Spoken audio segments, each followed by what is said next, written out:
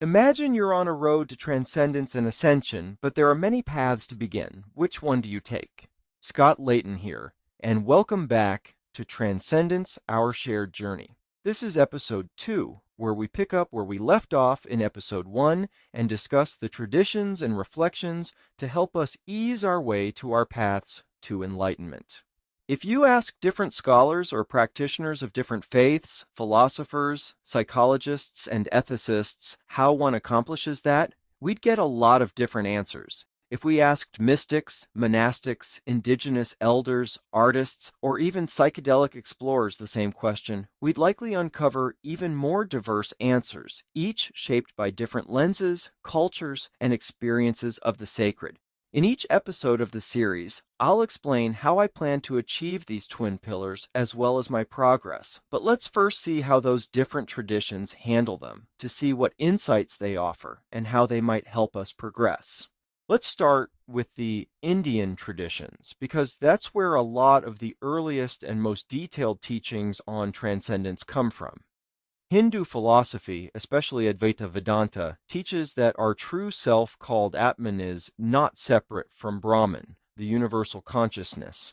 The catch is, most of us live caught up in Maya, or illusion basically, ego, roles, cravings, and fears that cloud our awareness.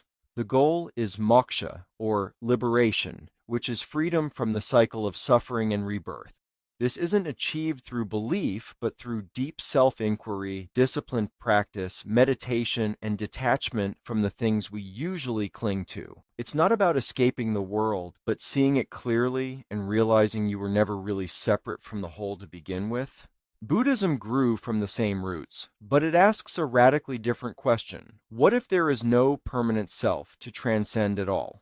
Where Hinduism says there's an eternal self, Buddhism says there's no fixed self at all. Instead of seeking union with something larger, it teaches that freedom comes from letting go of the illusion that there's a you at the center of everything.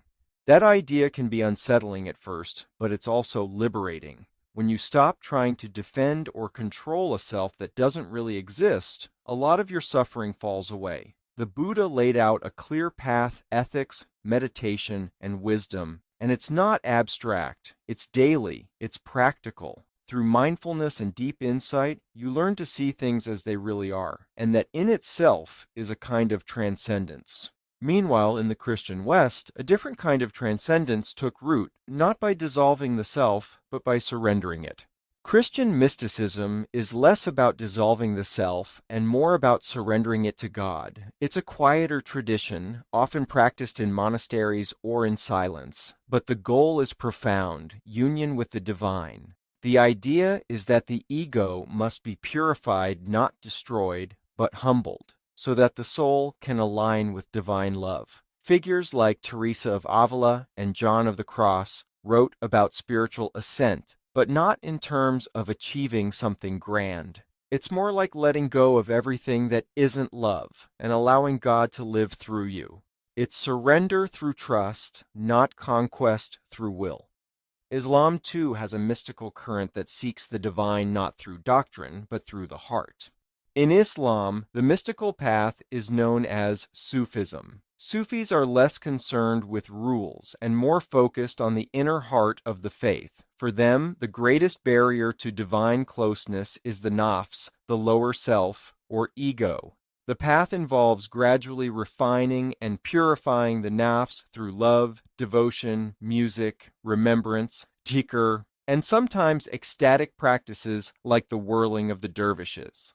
A lot of Sufi poetry speaks of longing, loss, and union, as if the journey to God is also a journey back to the truest part of ourselves.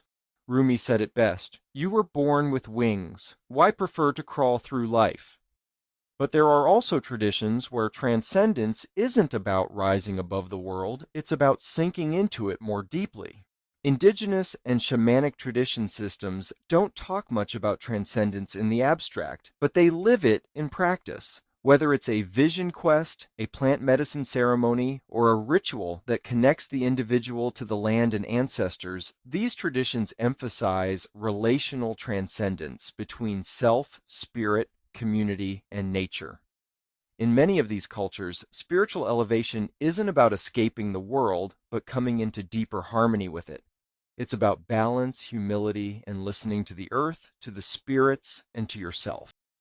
Western esoteric traditions like Gnosticism, Hermeticism, and Kabbalah frame ascension as a journey through layers of reality or consciousness to return to the source. These paths are heavy on symbols, sacred geometry, cosmic maps, and hidden wisdom. The basic idea is that divine truth is encoded in the world, and by studying, meditating, and purifying yourself, you can unlock those codes. It's less about faith and more about insight, often secret, often inner. Some of this can get abstract or mystical fast, but at its heart, it's another way of mapping the soul's return to unity. Finally, we have people like philosophers, ethicists, and psychologists, not necessarily followers of a spiritual tradition, but deeply concerned with similar questions. Thinkers like Plato talked about the soul ascending from the world of appearances to the world of truth. Stoics like Marcus Aurelius taught that by mastering your desires and fears, you could live in accordance with nature and reason free, calm, and morally grounded. Psychologists like Carl Jung described individuation, the process of integrating your shadow and becoming whole, as a kind of secular transcendence.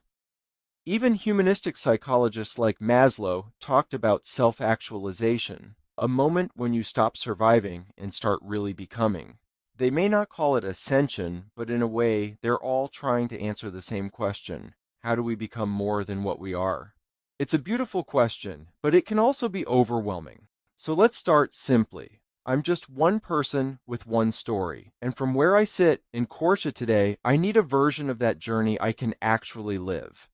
I'll discuss that in episode 3, The Grounded Path Forward. In the meantime, let me know in the comments, are you a practitioner of one of the paths we discussed in today's episode, and do you have any insights you'd like to share? Thank you. Until next time, may your path be wide and your focus narrow. And remember, you're not alone.